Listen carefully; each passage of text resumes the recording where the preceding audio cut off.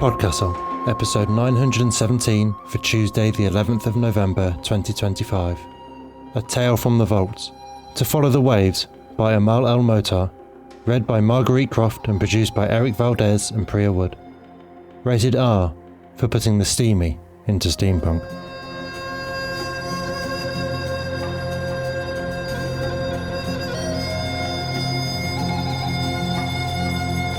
Good morning, good day, good afternoon and good evening, and welcome to PodCastle, the flying castle of fantasy fiction. I'm your host, Matt Dovey, and it is my pleasure to present, once again, To Follow the Waves by Amal El-Mohtar, narrated by Marguerite Croft. This tale from the vaults first run here as episode 139 in 2011, and was originally published in the anthology Steam-Powered, Lesbian Steampunk Stories. Amal El-Mohtar writes fiction, poetry and criticism. She won the Hugo, Nebula and Locus Awards for her short story Seasons of Glass and Iron, and again for her novella This Is How You Lose the Time War, written with Max Gladstone, which also won the BSFA and Aurora Awards, became a New York Times bestseller, and has been translated into over 10 languages. Her reviews and articles have appeared in the NYT and on NPR books. The River Has Roots, her solo debut, is out now from Tor.com Publishing. She lives in Ottawa, Canada. Find her online at amalelmohtar.com. Marguerite Croft lives by the ocean just south of San Francisco. She has read stories for PodCastle and Escape Pod, and provided the audio narration for Tim Pratt's The Strange Adventures of Ranger Girl. She makes regular appearances on the Point Mystic podcast, where she is also a story developer and script editor. And now pay attention, for our tale is about to begin, and the details must be exact.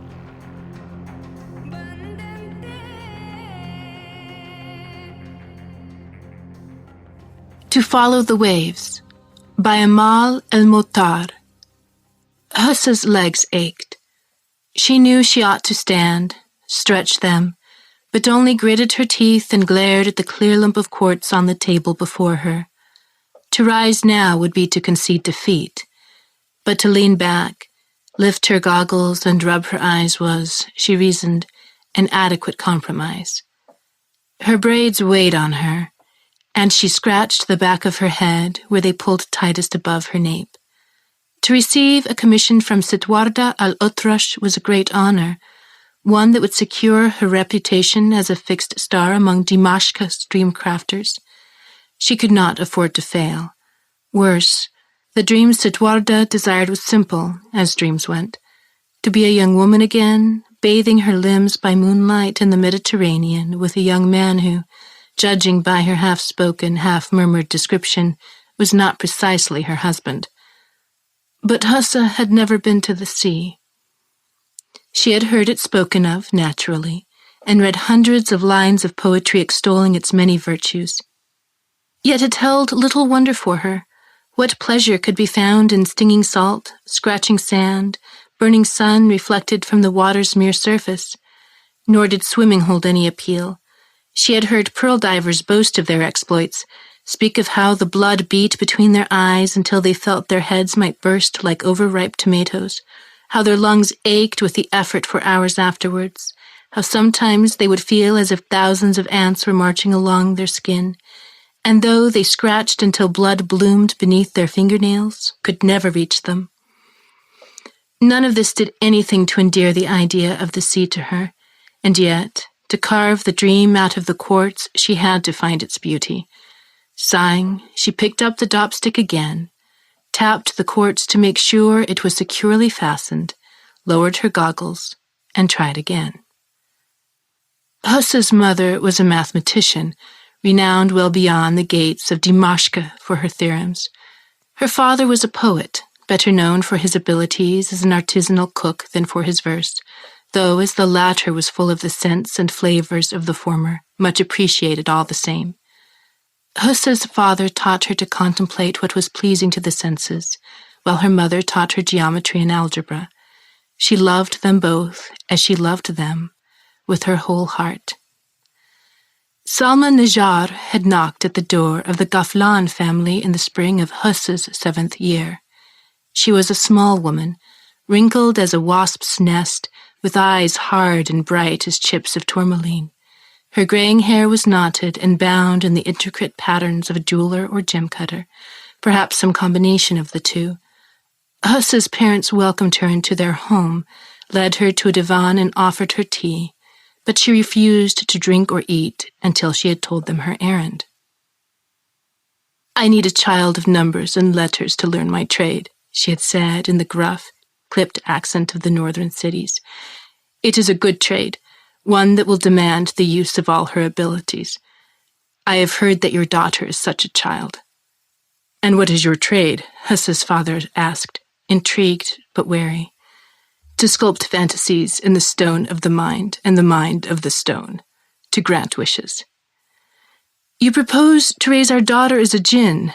Hussa's mother raised an eyebrow. Salma smiled, showing a row of perfect teeth. "Far better. Jinn do not get paid." Building a dream was as complex as building a temple, and required knowledge of almost as many trades, a fact reflected in the complexity of the braid pattern in which Hussa wore her hair. Each pull and plait showed an intersection of gem crafting, metalworking, architecture, and storytelling, to say nothing of the 1,000 twisting strands representing the many kinds of knowledge necessary to a story's success. As a child, Hussa had spent hours with the archivists in Al-Zahariya library, learning from them the art of constructing memory palaces within her mind, layering the marble, glass, and mosaics of her imagination with reams of poetry, important historical dates, dozens of musical maqamat, names of stars and ancestors. Hussa bint Aliyah bint Kamar bint Widad. She learned to carry each name, note, number like a jewel to tuck into a drawer here, hang above a mirror there, for ease of finding later on. She knew whole geographies, scriptures, story cycles, as intimately as she knew her mother's house, and drew on them whenever she received a commission. Though the only saleable part of her craft was the device she built with her hands, its true value lay in using the materials of her mind. She could not grind quartz to the shape and tune of her dream, could not set it into the copper coronet studded with amber, until she had fixed it into her thoughts as firmly as she fixed the stone to her amber dopstick. "Every stone," Salma said, tossing her a piece of rough quartz, "knows how to sing. Can you hear it?" Frowning, Hussa held it up to her ear, but Salma laughed. No, it is not a shell from the sea, singing the absence of its creature. You cannot hear the stone's song within the ear alone. Look at it, feel it under your hand. You must learn its song, its language, before you can teach it your own. You must learn, too, to tell the stones apart. Those that sing loudest do not always have the best memories, and it is memory that is most important. Easier to teach it to sing one song beautifully than to teach it to remember. Some stones can sing nothing but their own tunes. Dream crafting was still a new art then. Salma was among its pioneers. But she knew that she did not have within herself what it would take to excel at it.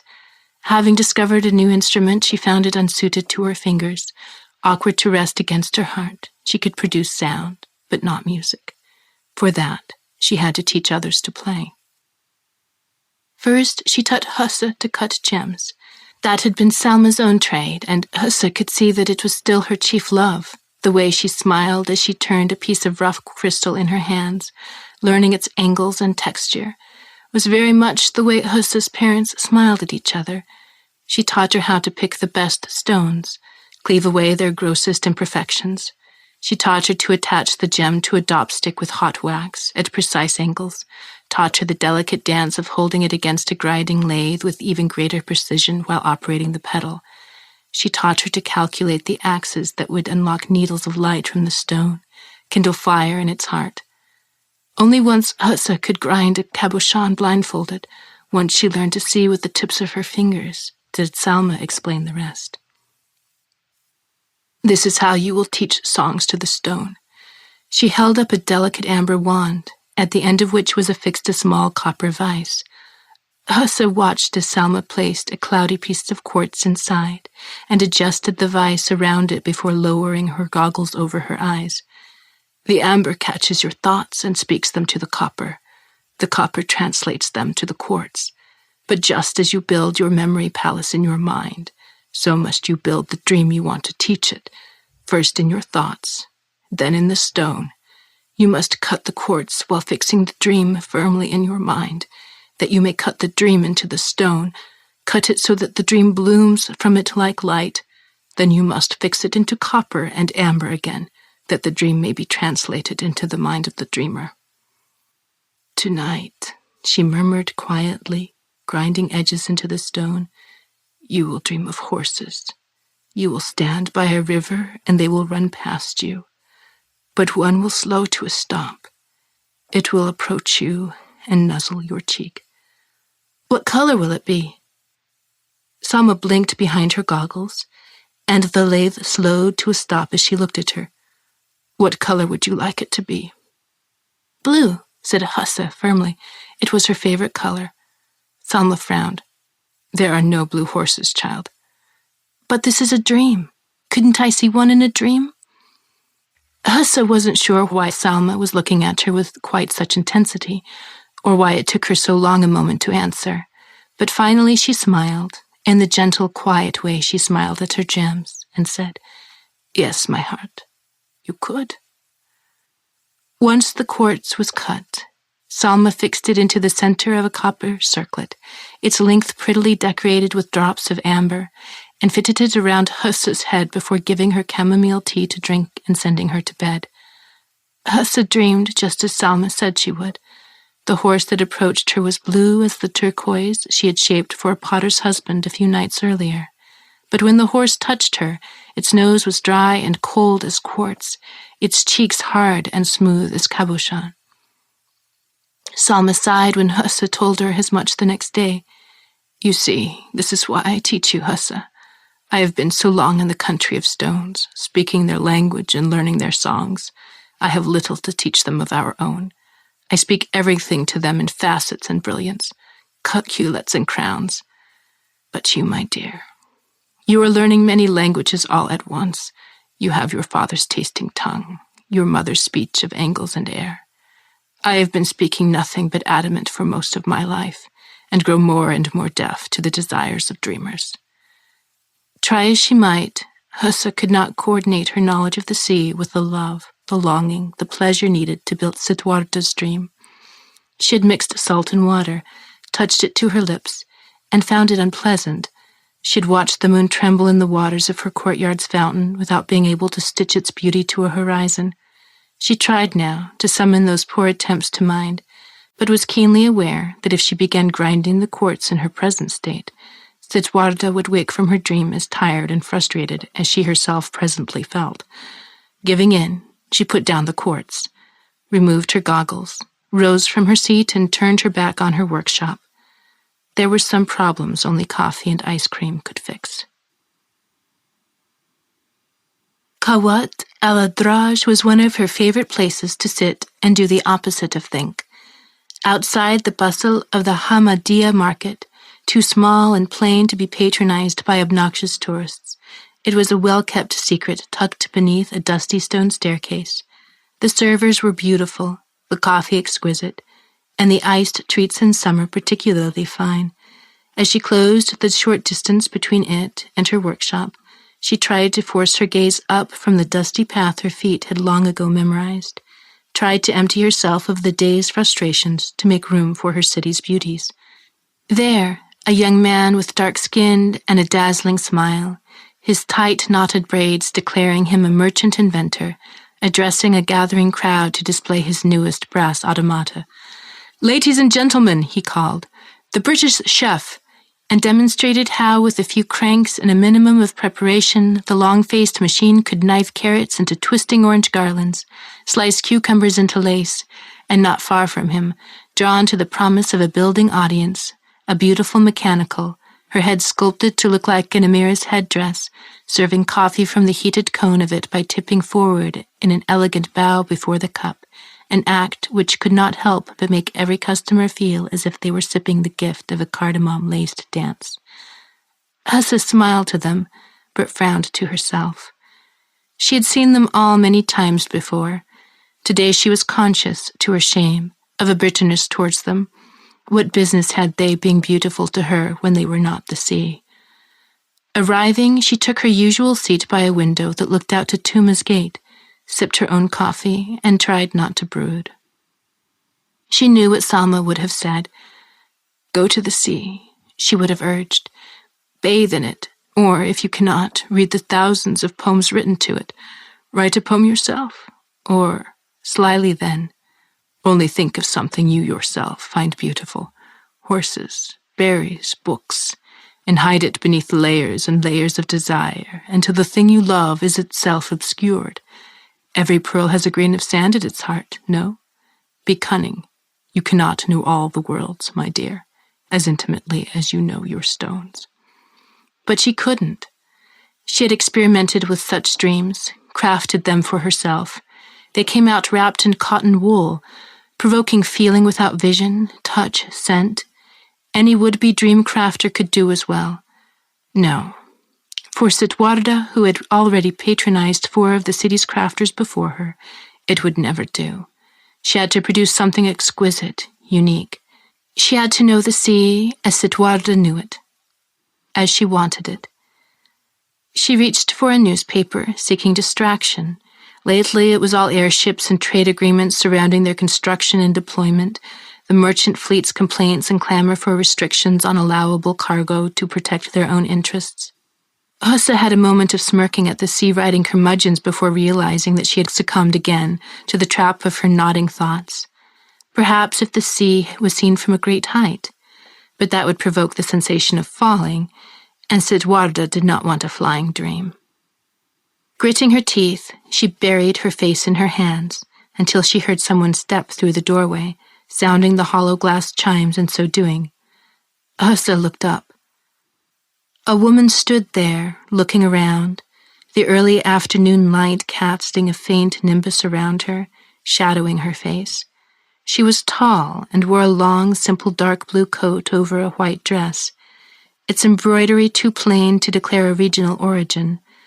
Husse could see she had beautiful hands, the gold in them drawn out by the midnight of the blue, but it was not these at which she found herself staring. It was the woman's hair. Unbound, it rippled. There was shame in that, Husse had always felt, always been taught. To wear one's hair so free in public was to proclaim oneself unbound to a trade, useless. Even the travelers that passed through the city bound knots into their hair out of respect for custom, the 5 braids of travelers and visitors who wished themselves known as such above anything else, needing hospitality or good directions. The strangeness of it thrilled and stung her. It would perhaps not have been so shocking were it one long unbroken sheet of silk, a sleek spill of ink with no light in it, but it rippled, as if just released from many braids, as if fingers had already tangled there, as if hot breath had moistened it to curling waves. Brazen, thought Husse, the word snagging on half-remembered lines of English poetry. Brazen greaves, brazen hooves.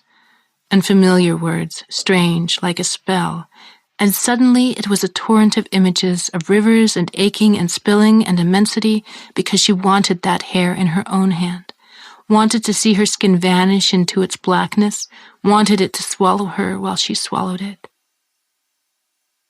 It took her a moment to notice the woman was looking at her.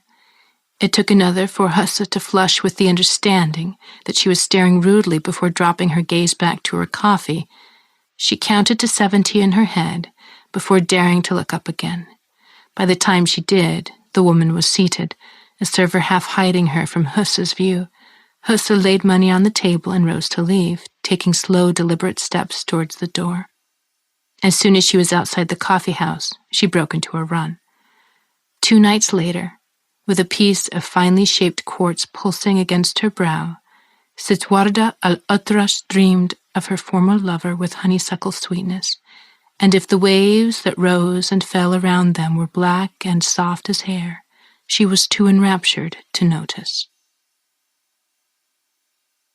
Hussa could not stop thinking of the woman. She took to eating most of her meals at Kawat al-Adraj, hoping to see her again, to speak, apologize for what must have seemed appalling behavior, buy her a drink, but the woman did not return. When she wasn't working, Hussa found her fingertips tracing delicate, undulating lines through the gem dust that coated her table, thighs tightly clenched, biting her lip with longing. Her work did not suffer for it. If anything, it improved tremendously. The need to craft flooded her, pushed her to pour the aching out into copper and crystal.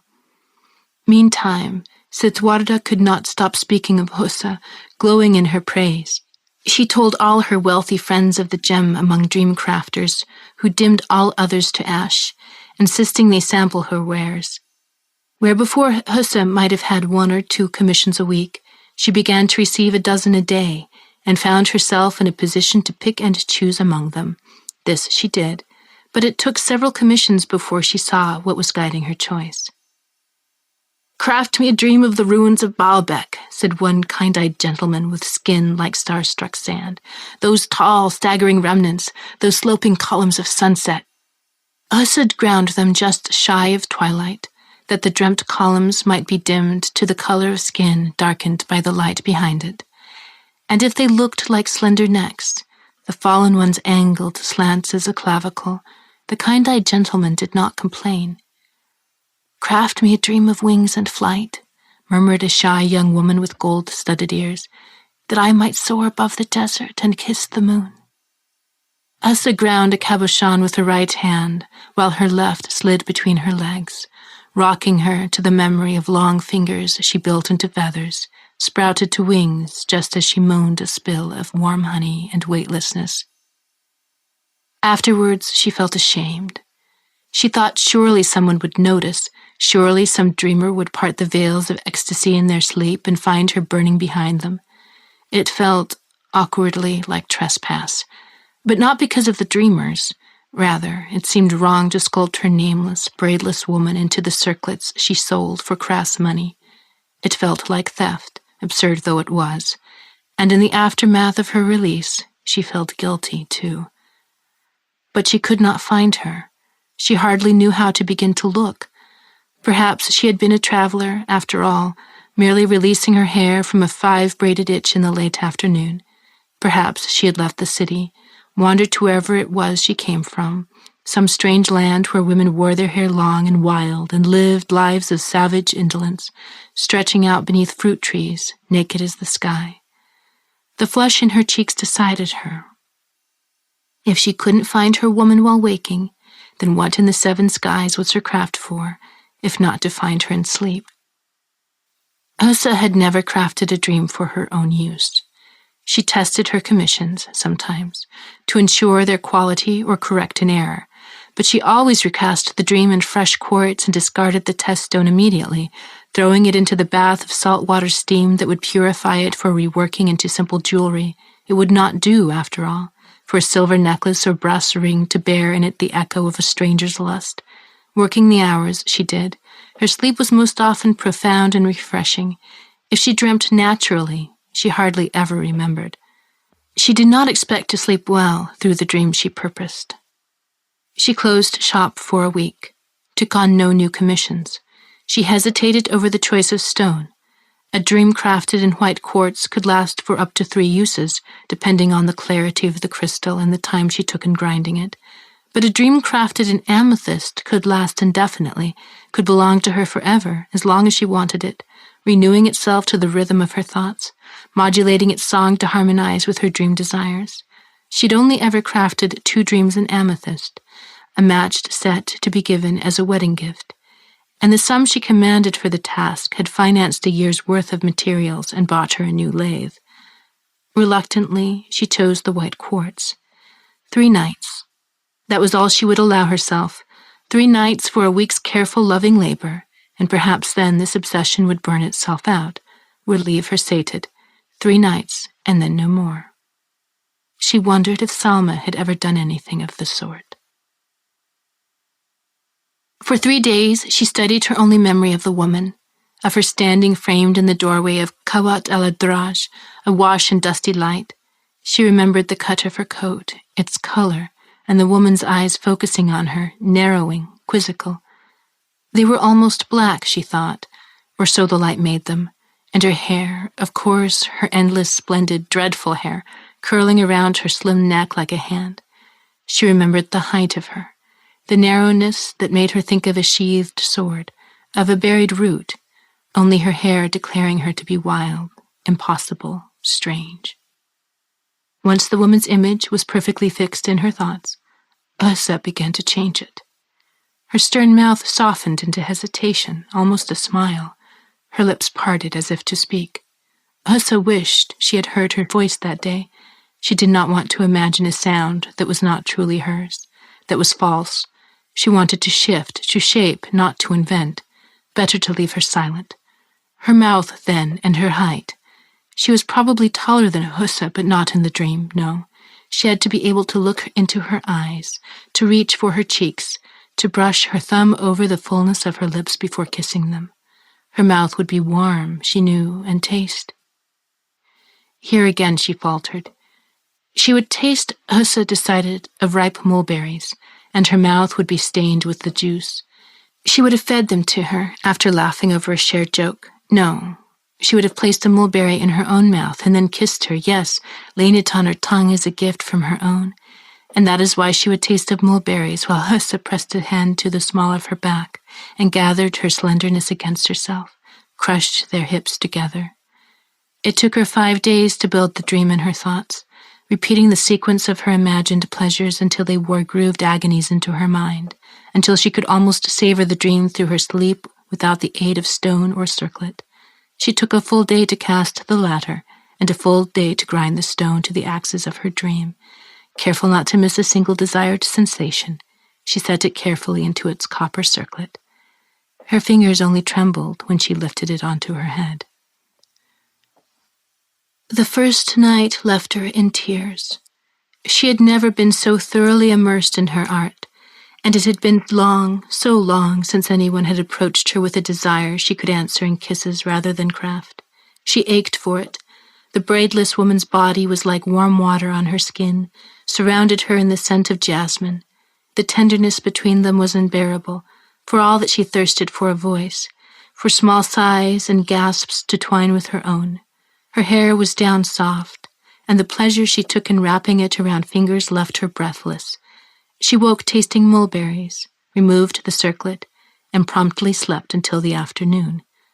The second night, she nestled into her lover's body with the ease of old habit, and found herself murmuring poetry into her neck, old poems in antique meters, rhythms rising and falling like the galloping war horses they described. "I wish," she whispered, pressed against her afterwards, raising her hand to her lips, "I could take you riding. I used to when I was little. I would go riding to Maulula with my family, where almond trees grow from holy caves, and where the wine is so black and sweet it is rumored that each grape must have been kissed before being plucked to make it. I wish." And she sighed, feeling the dream leaving her, feeling the stone-sung harmony of it fading. "I wish I knew your name."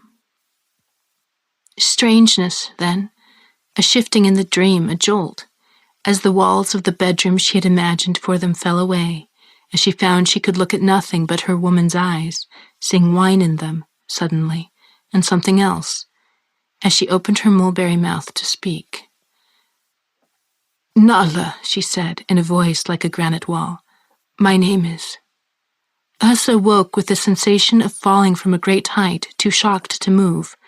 Finally, with great effort, she removed the circlet and gripped it in her hands for a long time, staring at the quartz. She had not given her a name. Was her desire for one strong enough to change the dream from within? All her dream devices were interactive to a small degree, but she always planned them that way, allowing room, pauses in the stone's song which the dreamer's mind could fill. But she had not done so with her own, so certain of what she wanted, of her own needs. She had decided firmly against giving her a name, wanting so keenly to know the truth, and that voice so harsh. That was not how she would have imagined her voice. She put the circlet aside and rose to dress herself. She would try to understand it later that night. It would be her final one. She would ask another question and see what tricks her mind played on her then. But there would be no third night. That afternoon, as Hussa opened her door to step out for an early dinner at Kawat al-Adraj, firm hands grasped her by the shoulders and shoved her back inside. Before she could protest or grasp what was happening, her braidless woman stood before her, so radiant with fury that Hussa could hardly speak for the pain it brought her. "Nahla," she managed. "Hussa," she threw back in a snarl. "Hussa, Ghaflan bint Aliyah bint Kamar bint Widad, crafter of dreams, ask me how I am here." There were knives in Hussa's throat. She felt it would bleed if she swallowed, if she tried to speak. "How? Do you know?" She was walking now, walking a very slow circle around her. "What it is like?" No, not quite around. She was coming towards her, but as wolves did, never in a straight line before they attacked, always slant. "To find your dreams are no longer your own. Answer me." Hussa could not. This now felt like a dream that was no longer her own. Nahla's voice left her nowhere to hide, allowed her no possibility of movement. Finally, she managed something that must have looked enough like a shake of her head for Nahla to continue. "Of course you wouldn't. You are the mistress here, the maker of worlds. I shall tell you. It is fascinating at first, like being in another country. You observe, for it is strange to not be at the center of your own story, strange to see a landscape, a city, an ocean, bending in familiarity towards someone not yourself. But then, Hussa." Nahla's voice was an ocean, Hussa decided dimly. It was worse than the sea. It was the vastness that drowned ships and hid monsters beneath its sparkling calm. She wished she could stop staring at her mouth. "Then you understand that the landscapes, the cities, the oceans, these things are you. They are built out of you, and it is you who is bending, you who is changing for the eyes of these strangers. It is your hands in their wings, your neck in their ruins, your hair in which they laugh and make love." Her voice broke there, and Hussa had a tiny instant's relief as Nahla turned away from her, eyes screwed shut. Only an instant, though, before Nahla laughed in a way that was sand in her own eyes, hot and stinging and sharp. "And then you see them. You see them in waking, these people who bathed in you and climbed atop you. You recognize their faces and think you have gone mad because those were only dreams, surely, and you are more than that. But you aren't, because the way they look at you, Hussa, their heads tilted in fond curiosity, as if they found a pet they would like to keep, you are nothing but the grist for their fantasy mills. And even if they do not understand that, you do, and you wonder, why? Why is this happening? Why now? What have I done?" She gripped Hussa's chin and forced it upward, pushing her against one of her work tables, scattering a rainfall of rough-cut gems to the stone floor and slamming agony into her hip. Hussa did not resist anything but the urge to scream. "And then," stroking her cheek in a mockery of tenderness, "you see a face in your dreams that you first knew outside them. A small, tired-looking thing you saw in a coffee house, who looked at you as if you were the only thing in the world worth looking at, but who now is taking off your clothes, is filling your mouth with berries and poems and won't let you speak. And Hussa, it is so much worse." "I didn't know." It was a sob, finally, stabbing at her as she forced it out. "I'm sorry. I'm so sorry. I didn't know, Nahla. That isn't how it works." "You made me into your doll." Another shove sent Hussa crumbling to the floor, pieces of quartz marking her skin with bruises and cuts. "Better I be an ancient city or the means to flight than your toy, Hussa. Do you know the worst of it?" Nahla knelt down next to her, and Hussa knew that it would not matter to her that she was crying now, but she offered her tears up as penance all the same. "The worst of it," she whispered now, forefinger tracing one of Hussa's braids, "is that in the dream I wanted you, and I could not tell if it was because I found you beautiful or because that is what you wanted me to do." They stayed like that for some time, Hussa breathing through slow, ragged sobs while Nakhla touched her head. She could not bring herself to ask, "Do you still want me now?" "How could you not know?" Nakhla murmured as she touched her, as if she could read the answer in Hussa's hair. "How could you not know what you were doing to me?" "I don't control anything but the stone. I swear to you, Nakhla, I promised." She could hear herself babbling, her words slick with tears, blurry and indistinct as her vision.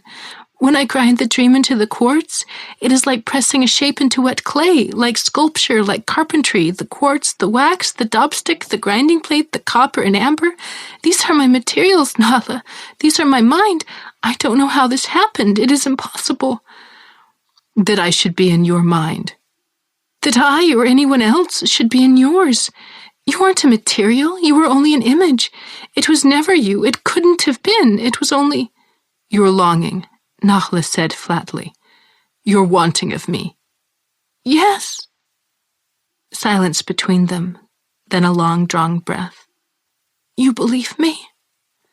A longer silence, while Nakhla's fingers sank into the braids tied against Hussa's scalp, scratching it while clutching at a plaited line. "Yes." "Do you forgive me?" Slowly, Nakhla released her, withdrew her hand, and said nothing. Hussa sighed and hugged her knees to her chest. Another moment passed. Finally, thinking she might as well ask, since she was certain never to see Nakhla again, she said, "Why do you wear your hair like that?" "That," said Nakhla coldly, "is none of your business."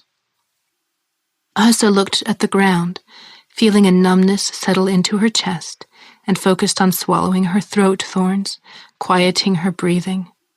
Let her go, then. Let her go and find a way to forget this, although a panic rose in her, that after a lifetime of being taught how to remember, she had forgotten how to forget. "Unless," Nakhla continued thoughtful, "you intend to make it your business."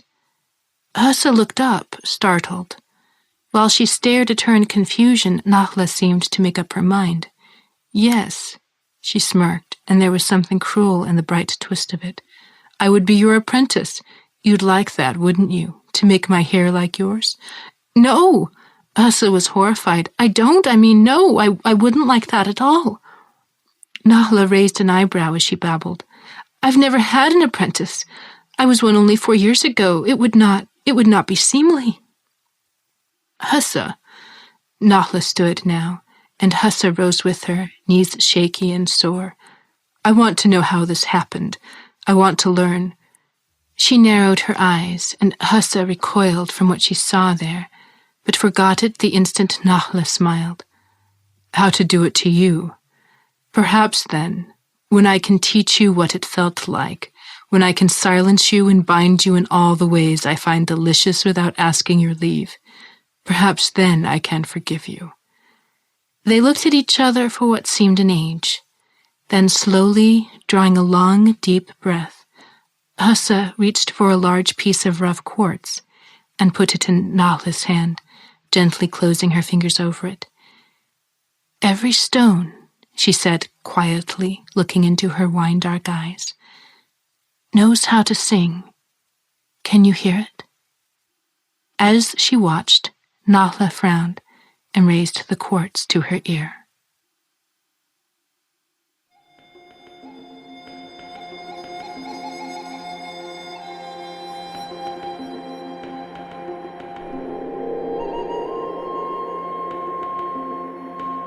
And welcome back.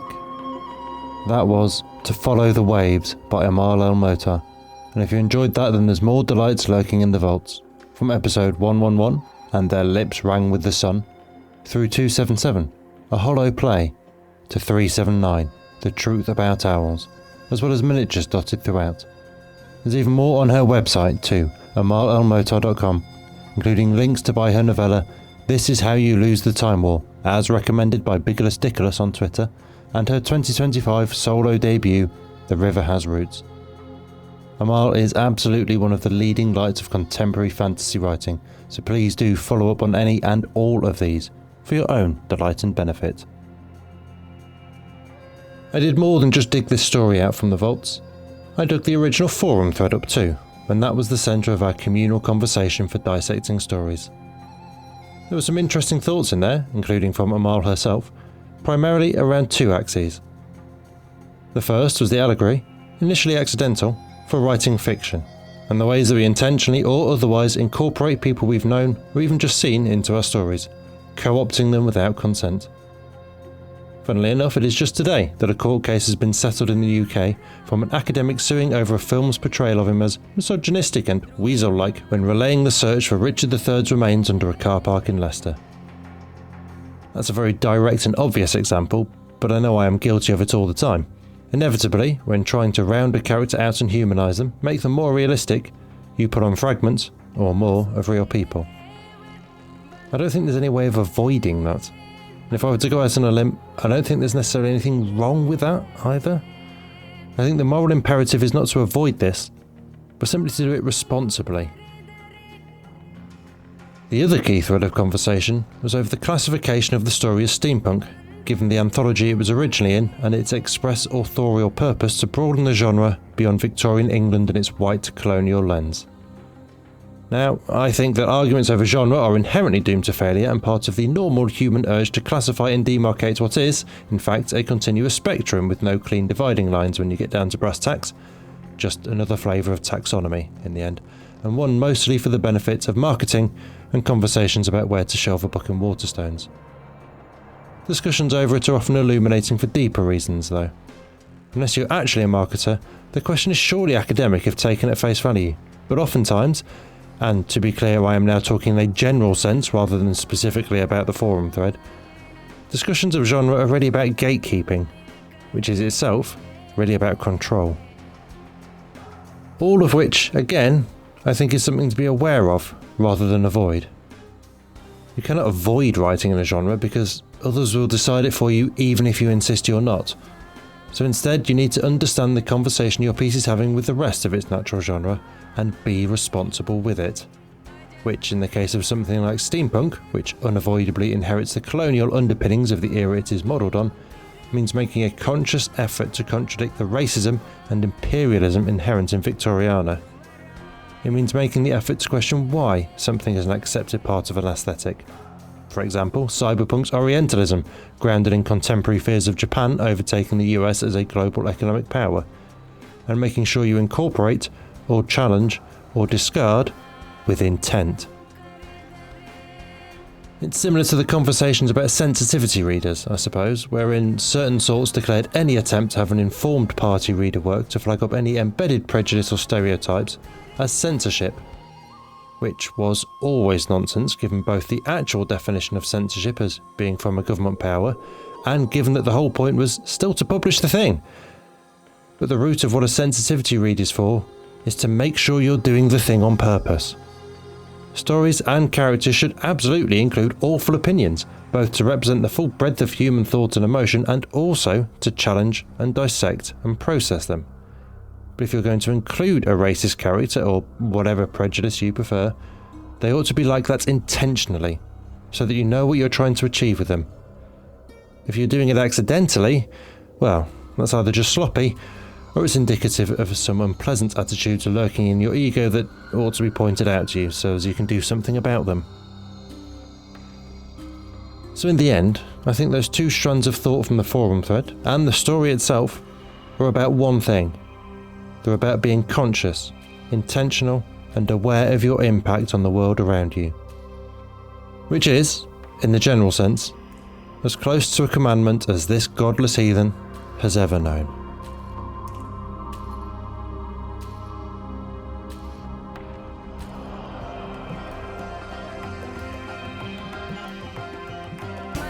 That was our show for this week. On behalf of everyone at PodCastle, your co-editors Renini Kamamia and Devon Martin, assistant editor Caitlin Zavanovich, audio engineers Eric Valdes and Dean Kidd, and our many wonderful first readers Andrew Cahoe, Balawan Conte, Craig Jackson, Amalia Harrington, Habiba DeCubo, Julia Patt, Kieran Corsini, Tania Barry, Tava Nova, Tierney Bailey, Zeev Witties, and myself, Matt Dovey. thank you for letting us share another story with you. PodCastle has long survived on donations alone, and even though there's ads now, subscribing through our Patreon remains the best way to ensure we can keep bringing you one story told well. And if you subscribe at the $7 tier, you can get rid of the ads again. So if you'd like to support what we and the rest of Escape Artists do, please join our Patreon at patreon.com/EAPodcasts through your browser to avoid paying the App Store fees. Prefer another method? There are details for supporting us via Twitch, Amazon Prime, Ko-fi and PayPal on escapeartist.net. Or you can reach out directly by email at donations@escapeartist.net with any questions, and someone will get back to you. The legal bit. PodCastle is part of the Escape Artists Foundation, a 501c3 non-profit, and this episode is distributed under the Creative Commons Attribution, Non-Commercial, No Derivatives 4.0 International License. That means you can share it, and please do, but you cannot sell it and you cannot change it.